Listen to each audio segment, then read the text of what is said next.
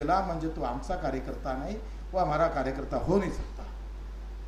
जो इथून आम्ही पाहतो इथल्या प्रत्येक गोष्टीचं, इथल्या प्रत्येक वेदनेचं, जेपर्यंत बॉम्ब करत नहीं उसका हथियार बन के अगर आगे नहीं जाता वो प्रहार का कार्यकर्ता तब तक हो नहीं सकता जब तक तो लढता नहीं। या व्यवस्थेच्या विरोधात लढण्याची व्यवस्था तुम्हाला करावं लागेल मित्रांनो।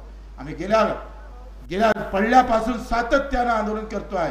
मी आमदार असताना आंदोलन केलंय, नागरवाडीला पहिल्यांदा निवडून आलो, 11 दिवस आंदोलन केलं। काही कर्नाटके लोक आहे पक्षामध्ये, भाजपामध्ये, त्यांचं बच्चूकडे आंदोलन करते म्हणजे तो संपला म्हणून आंदोलन करते। जेव्हा आमदाराची पहिली वेळ होती तेव्हा बच्चूकडे 11 दिवस आंदोलन करत होता, काय संपला होता? आम्ही काय थांबलो होतो? अरे तुम्ही तुमच्या पक्षाचं एवढं पडलं का तुम्ही सालेव तुमच्या मायवर जरी बलात्कार केला ना तरी पक्षाचा झेंडा घेऊन त्या नेत्याचा जय जयकार करणारी औलाद आहे काय काय?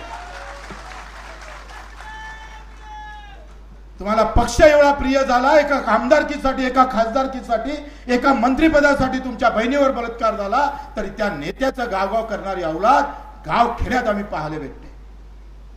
धर्म जातीचं पांघरून टाकून तुमच्या डोक्यातला मेंदू खराब केलेला आहे आणि म्हणून आमच्या शेतीमालाला भाव भेटत नाही, माझ्या दिव्यांगाचा पगार वाढत नाही, माझ्या मजुराची मजुरी वाढत नाही।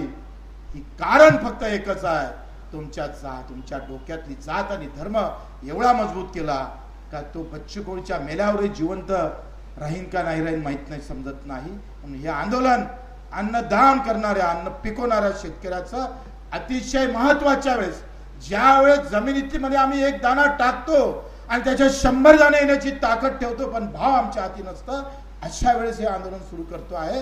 कारण हे पेरणीचा टाइम आहे। ह्या पेरणीच्या वेळेस हे मुद्दामून आम्ही आंदोलन सुरू करतो आहे आणि ते तुकडोजी महाराजांच्या गावात करतो आहे।